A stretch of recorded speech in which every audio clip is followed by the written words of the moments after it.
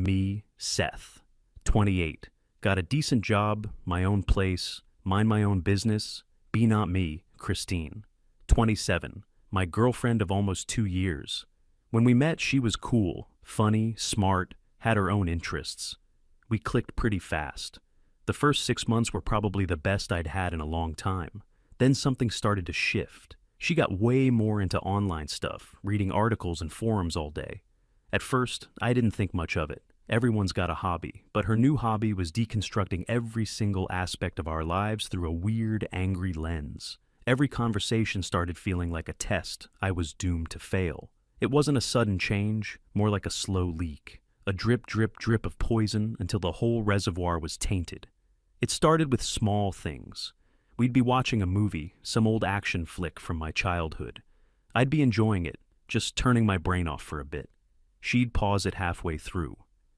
Do you see the problematic power dynamics at play here? I just want to watch the explosions.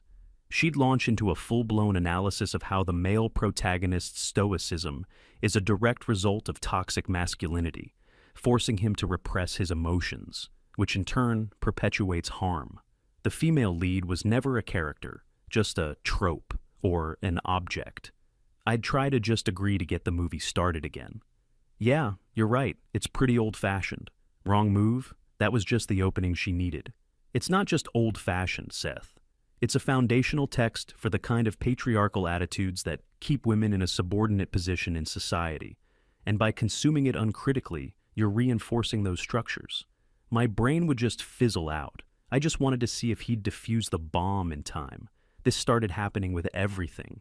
Music, books, even the way I told a story about my day at work. If I mentioned a male colleague got a promotion, she'd ask if any qualified women were passed over. If I said a female colleague was having a tough time with a project, it was because she was likely dealing with a hostile, male-dominated work environment. Every single thing had to be filtered through this new ideology. Our apartment stopped feeling like a home. It felt like a gender studies classroom where I was the only and perpetually failing student. A few months back, things really started to escalate. I came home from work completely drained. It had been one of those days where everything that could go wrong did. All I wanted was to make a nice dinner and just be quiet for a while. I stopped at the store and bought a couple of nice steaks, a little treat. I walk in and Christine is on the couch, laptop glowing on her face as usual. I say hi, head to the kitchen, and start unpacking the groceries. She wanders in a few minutes later, looks at the counter, and just scoffs. A short, sharp, disappointed sound. "What's up?" I ask. She just points a finger at the steaks. "Seriously? Red meat?" I'm confused. She eats steak. We've had it together dozens of times. "Yeah? I thought we could have a nice dinner." She shakes her head like I'm a child who just doesn't get it.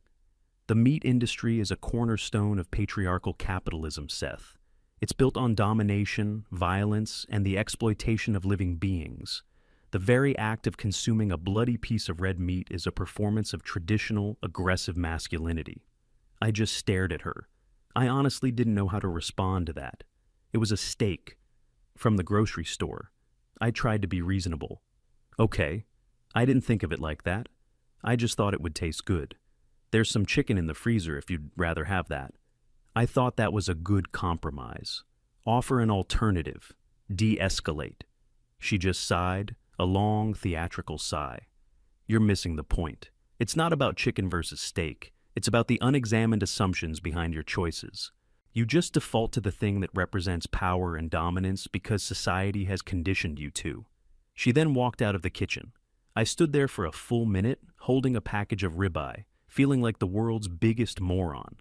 I ended up putting the steaks in the freezer and making pasta with tomato sauce. She didn't complain about the pasta, but she ate in silence, occasionally shaking her head to herself, like she was deeply disappointed in me. The entire meal was agony. The silence was louder than any argument. It was like that all the time. I'd try to do something helpful, something that I thought was just being a good partner. One evening, I noticed the trash was full. Kitchen, bathroom, all of it. No big deal. I gathered it all up, tied the bags, and took them out to the dumpster. I came back inside, washed my hands, and felt pretty good. A simple chore, done. Christine was watching me from the living room. She didn't look pleased. She looked suspicious. "What?" I asked. "I saw what you did," she said, her voice low. I was genuinely baffled. "I took out the trash?" "You made a big show of it," she said, "gathering it all, making sure I could see you doing it. You were performing domestic labor. I had no idea what that even meant. I was just taking out the trash because it was full." She shook her head. "No, men do that.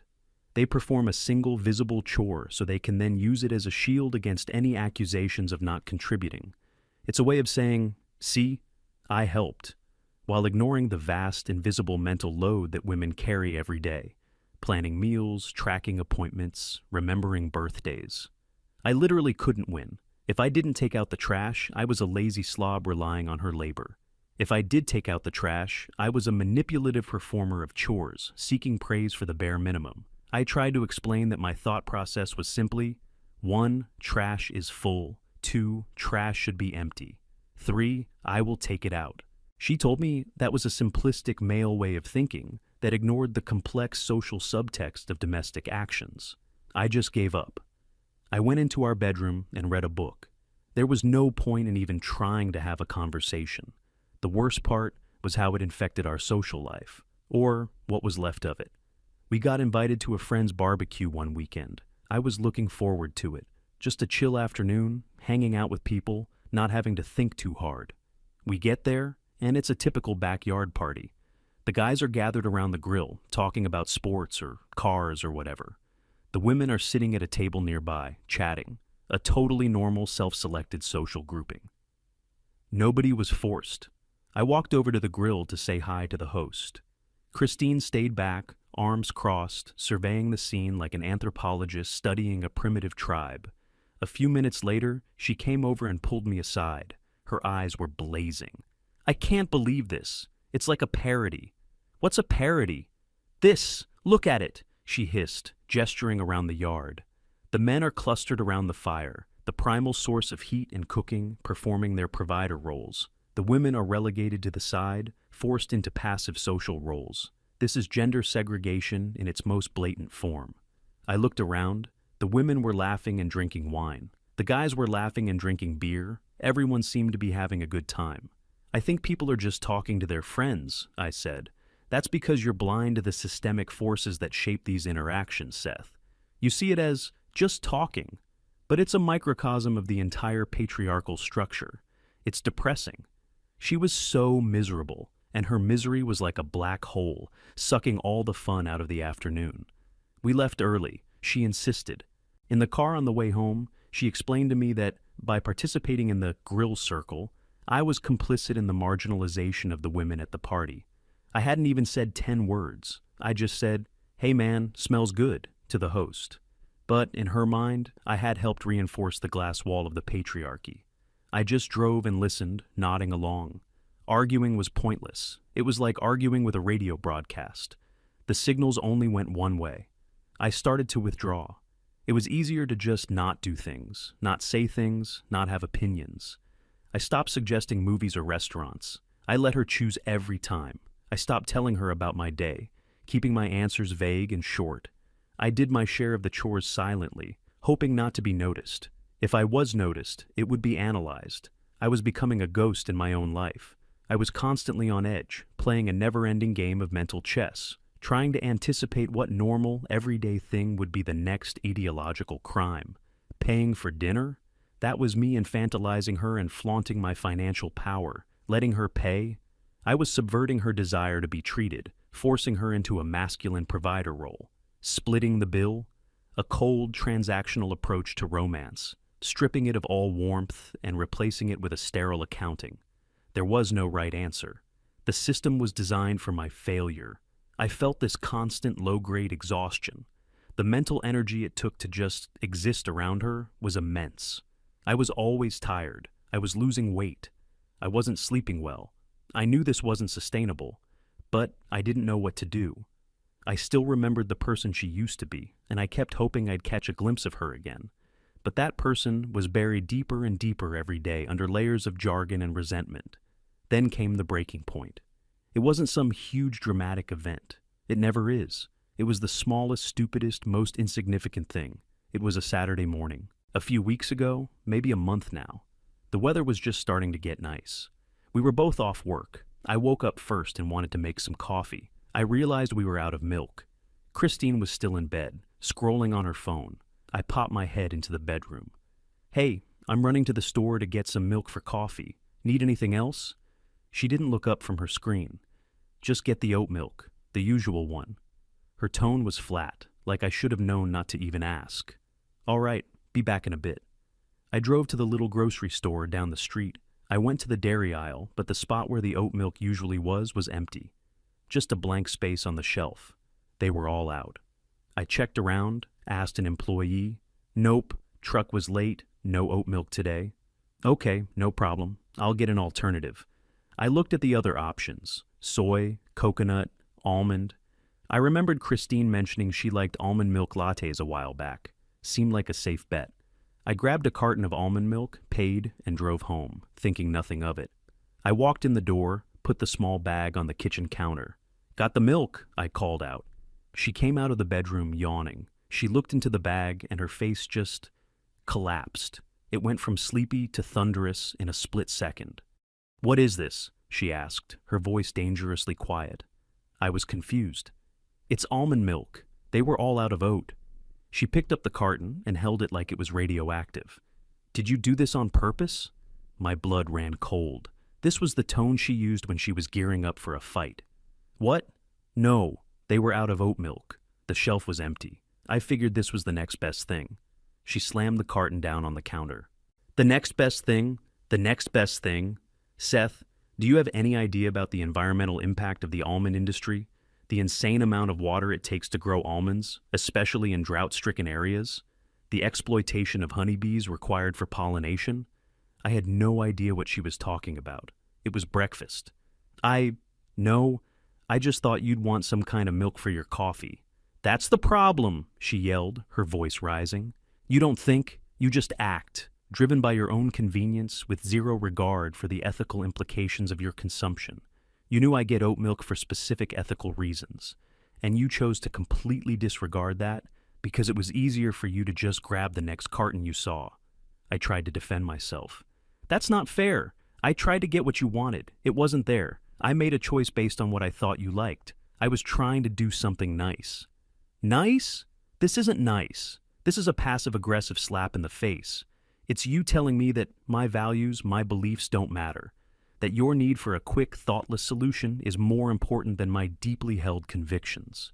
She was pacing back and forth in the kitchen now. I was standing there, by the door, still holding my car keys, and as she ranted about water tables and bee colony collapse and my inherent male privilege that blinded me to the suffering of the planet, something inside me just went quiet. The usual panic and frustration weren't there. The frantic need to defend myself, to explain, to make her understand, it was gone. In its place was a sudden, crystal-clear realization. It hit me like a physical blow. It's not about the milk. It was never about the steak, or the trash, or the movies. She wasn't angry because I bought the wrong milk. She was using the milk to create the anger she needed. The conflict wasn't a byproduct of our problems. The conflict was the entire point. My reaction, my apologies, my explanations, my frustration, that was her reward. It was the fuel. It proved her theories right. It made her feel powerful and righteous. The whole relationship for her had become a perpetual motion machine of grievance, powered by my emotional responses. And I suddenly saw, with blinding clarity, the only thing I could do.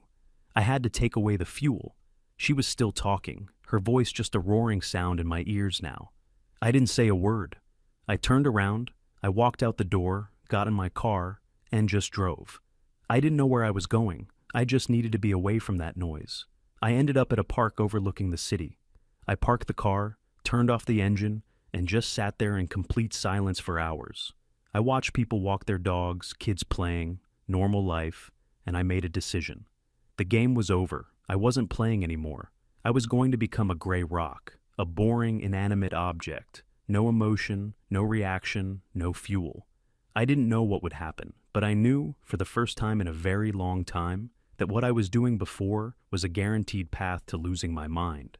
I took a deep breath. The air felt clean. It was time to go home and start the experiment. I got back to the apartment later that afternoon. The sun was starting to set. I'd been gone for at least 4 or 5 hours. My phone had a few missed calls and a string of angry texts from her, but I hadn't looked at them. I walked in, and the apartment was quiet. She was sitting on the couch, arms crossed, staring at the blank TV screen. She'd been waiting for me. The carton of almond milk was still sitting on the kitchen counter, like a piece of evidence at a crime scene. As soon as I closed the door, she was on her feet. "Where have you been? You just walk out in the middle of a conversation? That's unbelievably childish." This was the first test. The old me would have apologized for leaving, then tried to explain why I was so frustrated, which would have started the whole argument all over again. The new me took a deep breath. I looked at her, kept my face completely neutral. "I went for a drive," I said. My voice was calm and even, no anger, no defensiveness, just a statement of fact. Her face tightened. This wasn't the response she was expecting. She was expecting a fight, or at least a guilty explanation. "You went for a drive," she repeated, her voice dripping with sarcasm. "While I was here, upset, trying to have a serious discussion about respect in our relationship." "Okay," I said, just that. "Okay." I walked past her, went into the kitchen, picked up the almond milk, and put it in the fridge. Then I got a glass of water. She followed me, standing in the doorway of the kitchen. She looked like a predator who couldn't figure out why her prey wasn't running. "Okay, that's all you have to say? Okay?" "There's nothing else to say," I replied, still calm. "You were upset about the milk, I understand." I wasn't being sarcastic. I was just being flat. A human wall. "You don't understand," she shot back, her voice getting louder. "If you understood, you'd be apologizing for your thoughtless behavior and for storming out like a child."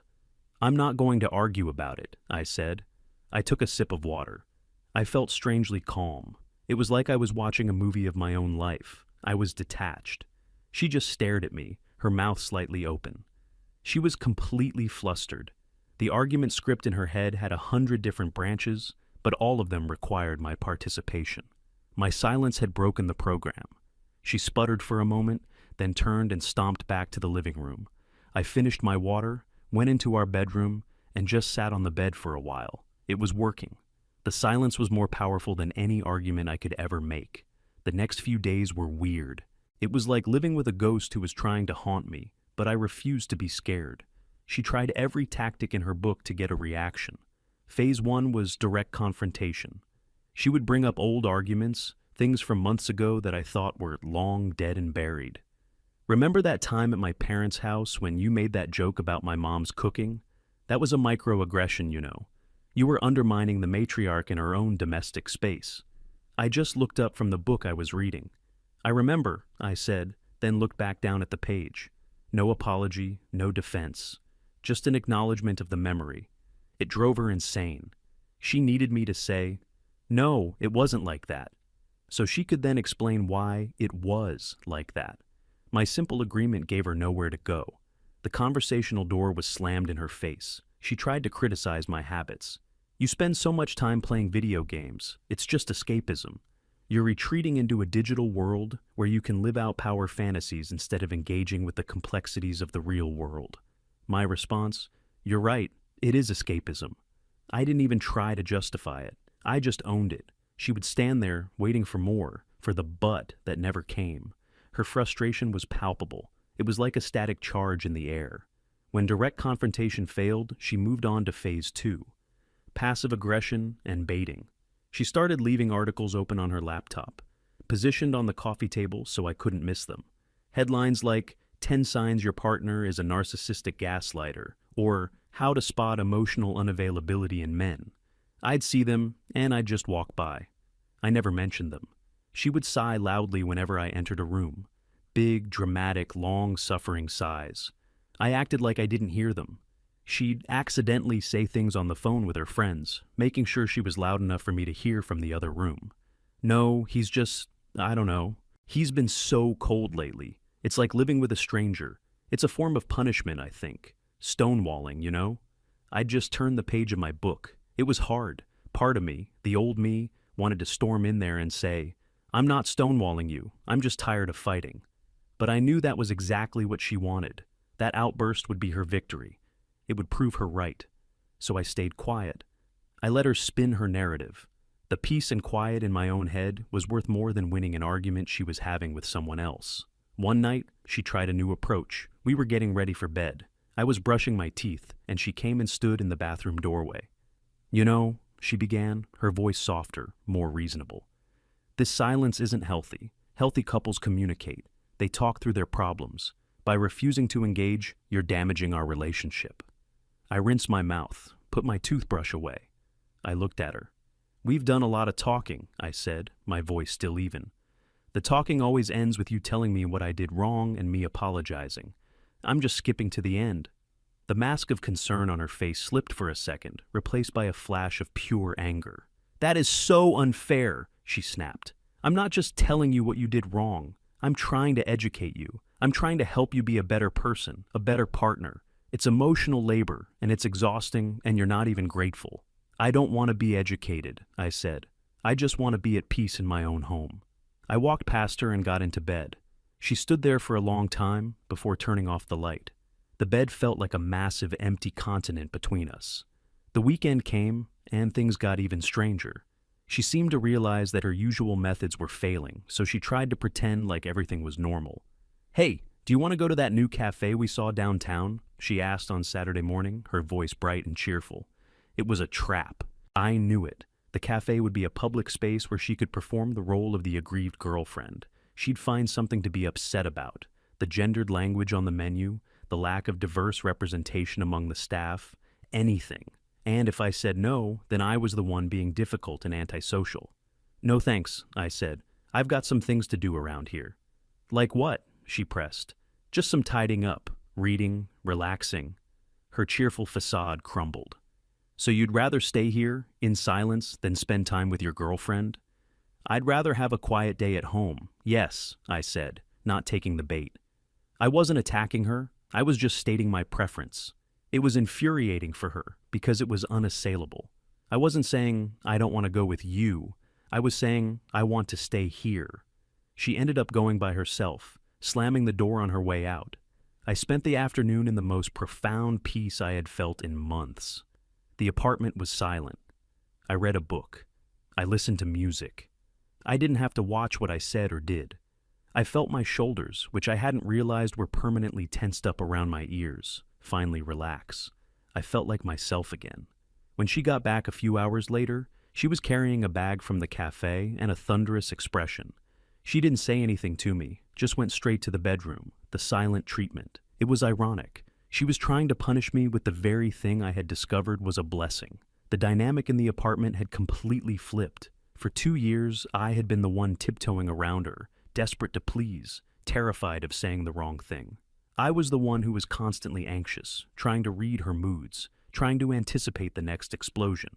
Now, she was the one on edge. She was watching me constantly, trying to figure me out. My calmness, my lack of reaction, was a mystery she couldn't solve. It was a form of power I never knew I had. Not the power to control her, but the power to control myself. The power to deny her control over my emotional state. She had built a whole castle of righteous indignation, and I had simply walked away from it. I refused to be the dragon she needed to slay to feel like a hero. The castle was still there, but without a dragon, it was just a pile of rocks. This led to the final phase before the big meltdown, the emotional appeal.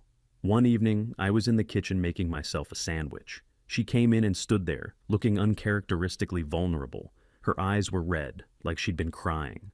"Seth," she said, her voice small and shaky. "Can we please just talk? For real?" The old me would have melted. My instinct has always been to fix things, to comfort people. But I knew this was just another tactic, a more sophisticated one, but a tactic nonetheless. I kept making my sandwich. "What do you want to talk about?" "About us," she said, and a tear rolled down her cheek. "I feel so disconnected from you. I miss you. I miss us. What happened? Why are you being like this?" She was trying to activate my empathy, to make me feel guilty for her sadness.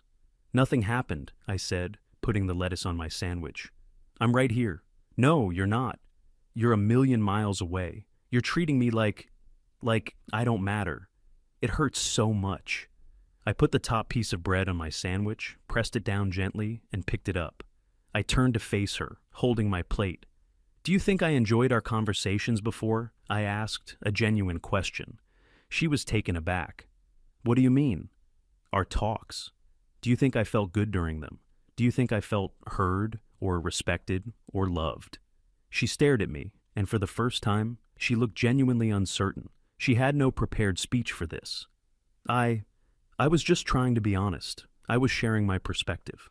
Your perspective, I said, nodding slowly, is that I am always wrong, that my instincts, my choices, my very way of being in the world is fundamentally flawed and in need of constant correction from you. Every conversation was a lecture. Every interaction was a test. I failed every single time. After 2 years of that, a person gets tired. I wasn't angry. I was just stating the facts as I saw them. So this is revenge, she whispered, her eyes wide. You're punishing me?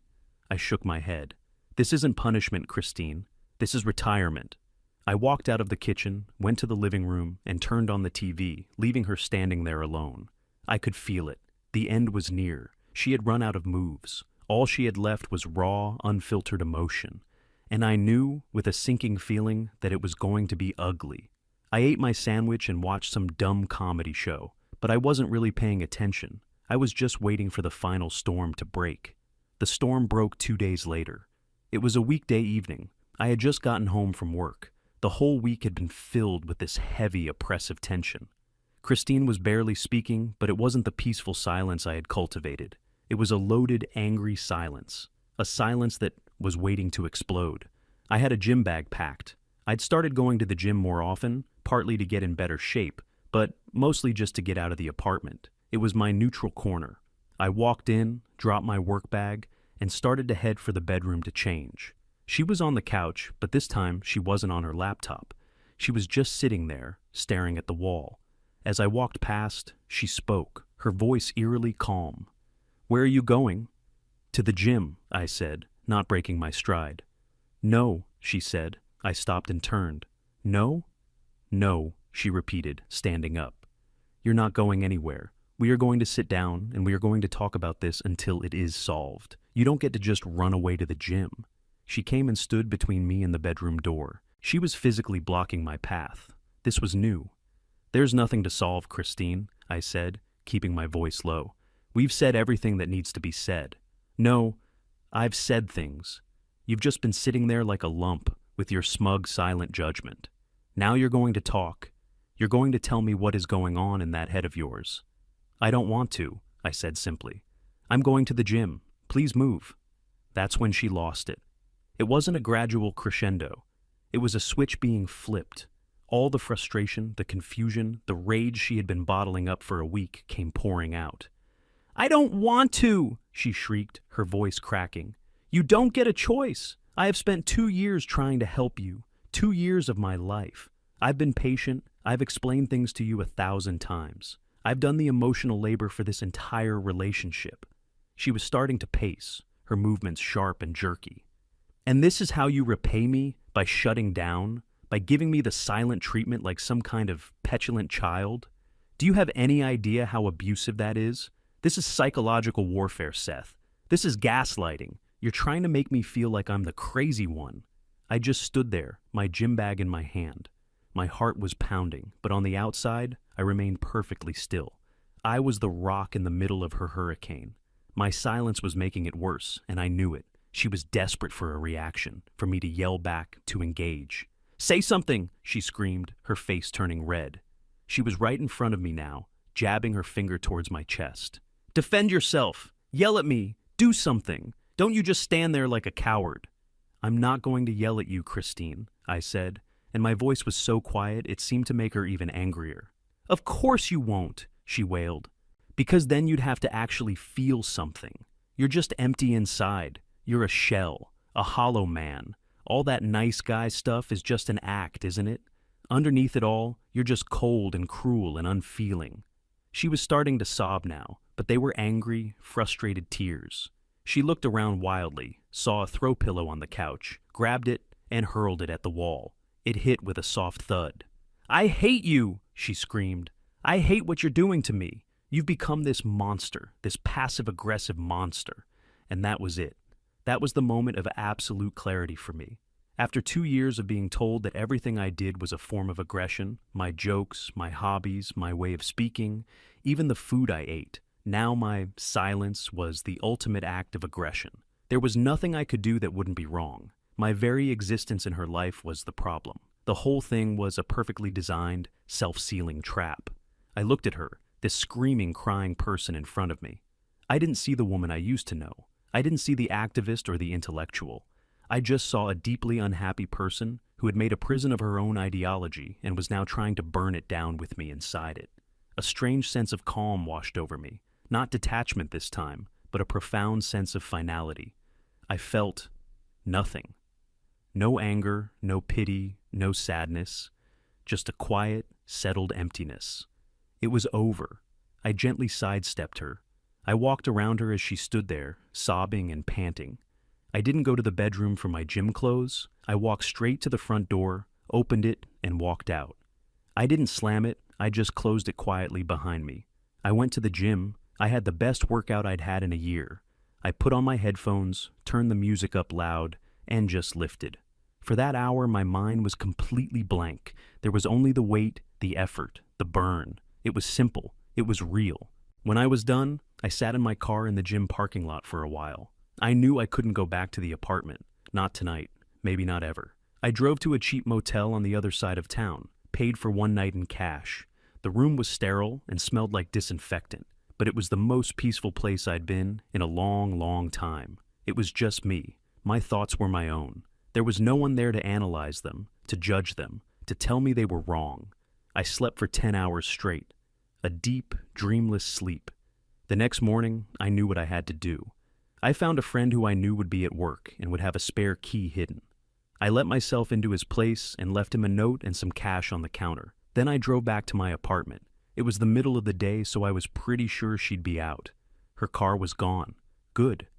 I let myself in. The apartment was still and silent. The pillow she had thrown was still on the floor. I went into the bedroom. I took my biggest duffel bag and a couple of trash bags. I didn't pack everything. I just packed the essentials. Clothes, my laptop, my documents, a few books that meant something to me. I was methodical. I didn't rush. It felt like I was cleaning up after someone else's life.